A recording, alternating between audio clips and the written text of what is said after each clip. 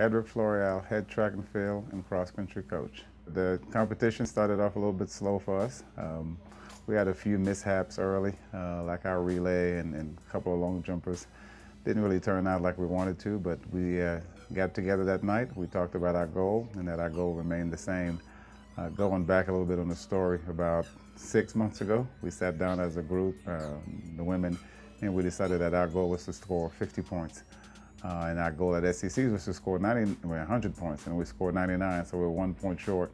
But ironically, we finished the day with a fantastic final day, and we scored 50 points on the dot. So looking back at it, I wish I would have scored, I wish I would have set a goal for 60 points, and maybe we would have won a national championship. But for us, it was a culmination of a year of hard work and commitment, and people making sacrifices to their personal life and sacrifices to all the social life to make sure that we have a chance to do something unique. That is an all-time best for Kendra Harrison. She was voted National Athlete of the Year because most of the coaches in the NCAA, when they saw her entered in both, the first thing they told me, you were crazy. There's no way this is going to be possible. She's going to die slow that in the 400-meter hurdles.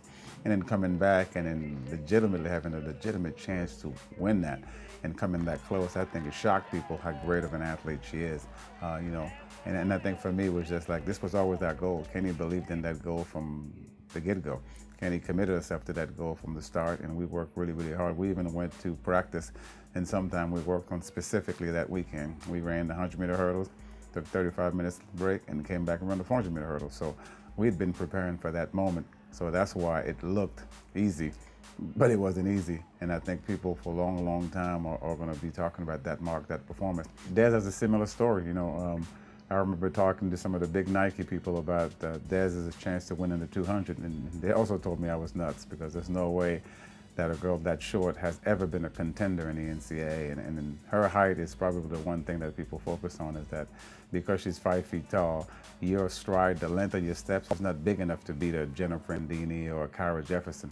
But I think in our mind, we knew we had a chance, and we went about the business of preparing for it. And Des didn't really believe it at first. We talked about winning the NCAA and running 22-1, and she also told me I was nuts, that she didn't think she could do it. But I think as the days and the weeks went by, she realized that it was a legitimate opportunity, and she started buying into it and training for it and sort of having that level of confidence that she could do it. When she came off the turn in the home stretch, most people say that Desiree fades. She gets out in the lead and she dies at the end. So we went about fixing that day after day.